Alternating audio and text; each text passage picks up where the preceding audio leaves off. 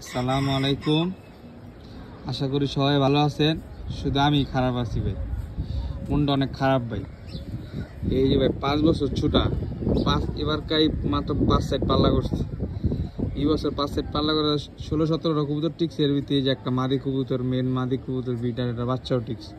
এই কবুতরটা ভাই মারা গেছে ভাই। এটা আমার অনেক ভিডিওতে দেখছেন। কবুতরটার নাম হলো চান্দিছিলা কবুতর। এই জিনিসটা এমন চান্দিছিলা আজকে 4-5 বছর ধরে। তো হঠাৎ করে আয়া দিই ভাই, দুটা বাচ্চা আসছে ভাই, হঠাৎ করে আয়া দিই ভাই মরে আছে ভাই। কিছু কম ভাই, মনটা অনেক খারাপ ভাই। পুরা সুস্থ কবুতর ভাই, পুরা ফিট, কোনো দিক দিয়ে কমতি নেই ভাই। সকালবেলা আয়া দিই ছাদে ভাই, কবুতরটা মরে রয়েছে ভাই। এটি দেখলে ভাই বিশ্বাস করেন কবুতর পালার ইচ্ছাই জায়গা ভাই। কি সুন্দর কবুতর, কালা গলা কবুতর। কবুতরটা পুরো নিরাশ করে দিল ভাই। আমাদের চান্দিছিলা জেনারেশন শেষ মুহূর্তে শেষ হয়ে যেতেছে জেনারেশন। এই আল্লাহ কবর খুঁজছি ভাই, বাড়ির ছাদে কবর দিব। অনেক শখের কবুতর তো, সব কবুতর মরে গেলে ভাই ফালা দিই, কিন্তু ভাই এবার এটার কবর দিব ভাই। ভালো থাকিস, যেটায় থাকিস, শান্তিতে থাকিস।